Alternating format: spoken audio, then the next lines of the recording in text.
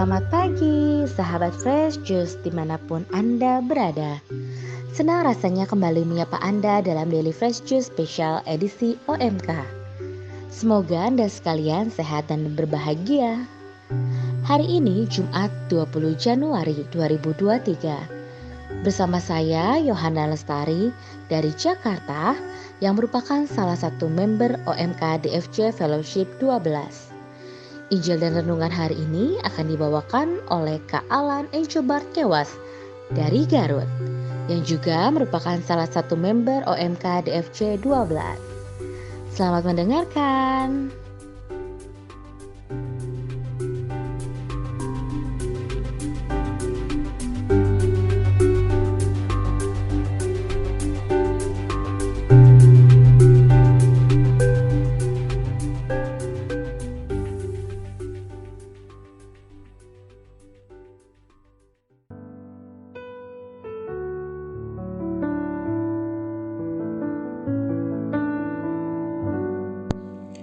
Shalom, pendengar Daily Fresh Juice semuanya, salam sukacita. Pagi hari ini, pada Renungan Fresh Juice spesial OMK bersama saya Alan Kewas, kita akan kembali menikmati jus yang segar, yaitu sabda Tuhan yang akan menyejukkan dan memberikan inspirasi dalam hidup kita. Yuk kita persiapkan pikiran dan hati kita untuk merenungkan Injil pada hari ini yang diambil dari Markus bab 3 ayat 13 sampai dengan 19. Inilah Injil suci menurut Markus, dimuliakanlah Tuhan. Pada suatu hari, Yesus naik ke atas bukit. Ia memanggil orang-orang yang dikehendakinya, dan mereka pun datang kepadanya.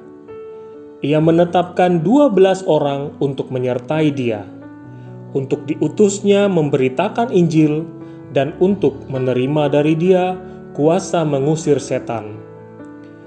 Ke-12 orang yang ditetapkannya itu ialah Simon, yang diberinya nama Petrus, Yakobus anak Zebedeus, dan Yohanes saudaranya, yang keduanya ia beri nama Boanerges, yang berarti anak-anak guru. Selanjutnya, Andreas, Filipus, Bartolomeus, Matius, Thomas, Yakobus anak Alfeus, Tadeus, Simon orang Zelot, dan Yudas Iskariot yang mengkhianati dia. Demikianlah Injil Tuhan, terpujilah Kristus.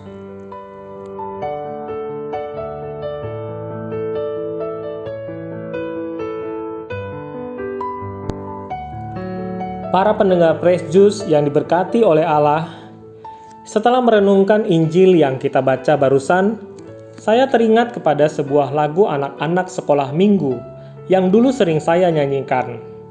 Seperti ini lagunya. Dengar dia panggil nama saya, dengar dia panggil namamu.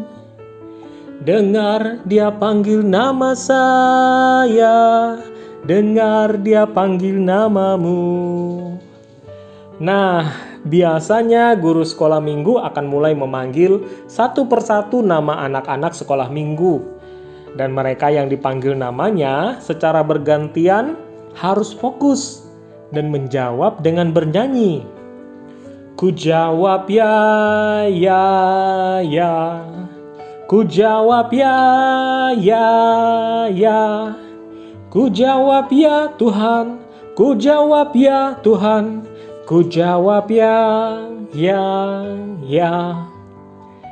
Selanjutnya, anak yang dipilih pertama sekali akan berkesempatan memanggil nama kawannya. Lalu kalau tidak ada yang fokus atau tidak menjawab, anak-anak lain akan bernyanyi. Tidak dijawabnya, tidak dijawabnya. Waduh, malu sekali kan kalau sampai tidak fokus. Lagu ini terngiang di memori saya ketika kita membaca Injil pada hari ini, di mana Tuhan menyebut satu persatu nama-nama dari ke-12 murid yang selama ini mengikuti dia. Ke-12 murid itu adalah orang-orang yang sudah lama mengikuti Yesus dalam memberikan pengajaran tentang kerajaan Allah ke kota-kota. Tidak hanya itu, murid-muridnya diajari oleh Yesus cara berdoa, cara berpuasa, banyak sekali. Dan murid-murid ini juga sudah melihat bagaimana kuasa Yesus dalam menyembuhkan orang sakit, mentahirkan penyakit kusta, menyembuhkan orang buta, mengusir roh jahat yang merasuki orang, sampai menunjukkan kuasa meredakan angin ribut di danau. Semua pekerjaan-pekerjaan yang Yesus lakukan di hadapan para murid itu bisa kita baca kembali dari dalam Injil. Selanjutnya, Bapak Ibu, para pewarta dan saudara pendengar sekalian, dalam Injil hari ini dikisahkan dari sekian banyak orang yang mengikuti Yesus, akhirnya Yesus memilih 12 orang yang dikehendakinya dan mereka pun datang. Kalimat Injil ini menurut saya sangat bermakna. Yang pertama, orang yang dikehendakinya. Yang kedua, mereka pun datang. Sama seperti permainan lagu anak sekolah minggu tadi, ada guru yang memulai pertama sekali menyebut nama anak sekolah minggu yang dikehendakinya untuk ikut serta bernyanyi dan berharap agar anak tersebut akan menjawab, "Ya, ya, ya." Di sini, 12 orang murid adalah pilihan Allah.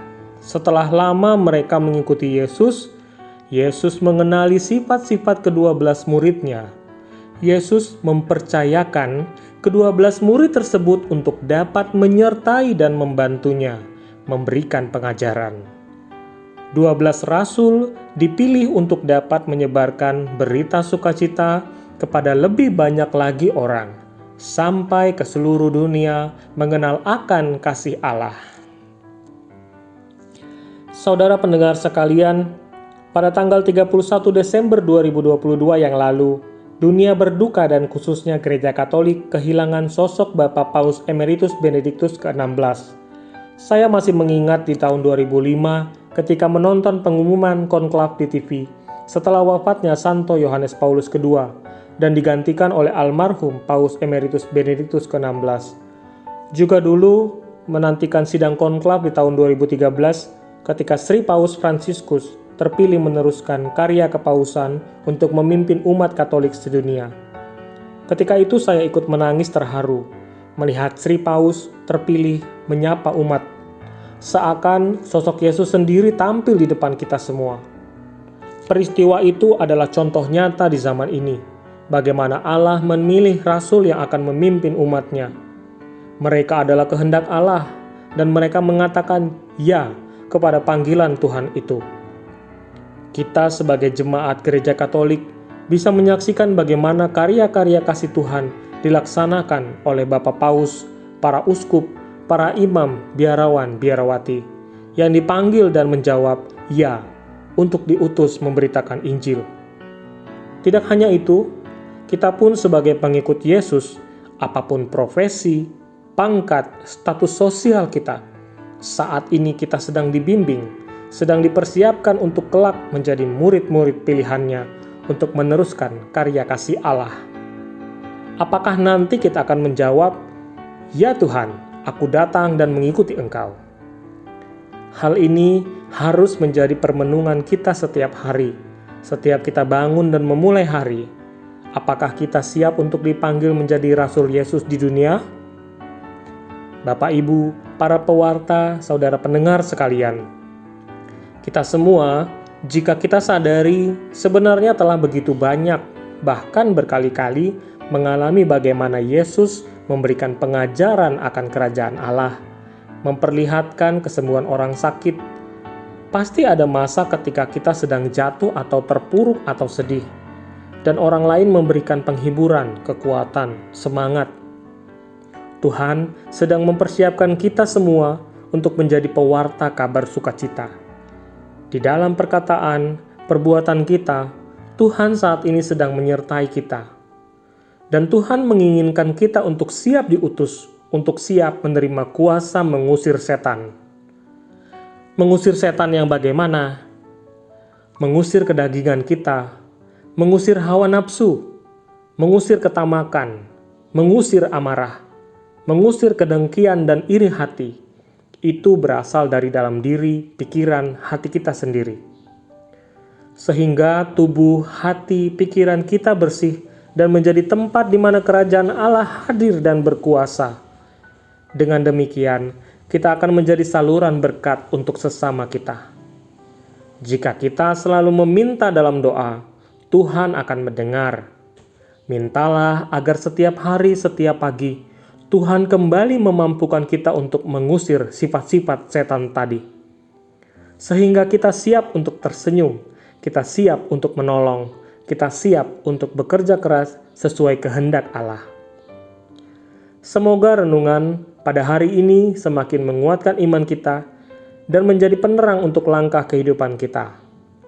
Mari kita bangkit, bernyanyi bersama, dan menjawab, ku jawab ya, ya, ya. Ku jawab ya, ya, ya. Ku jawab ya Tuhan, ku jawab ya Tuhan, ku jawab ya, ya, ya. Salam sukacita.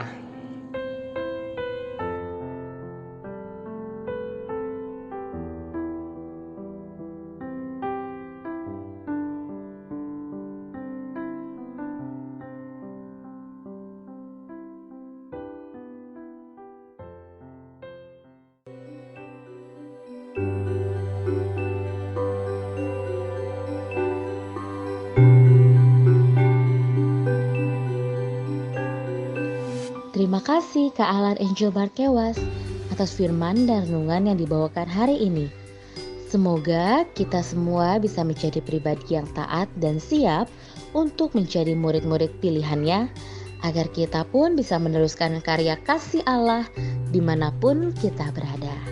Sampai jumpa di Daily Fresh Juice edisi OMK selanjutnya. Tetap semangat, bersuka cita, dan salam Fresh Juice.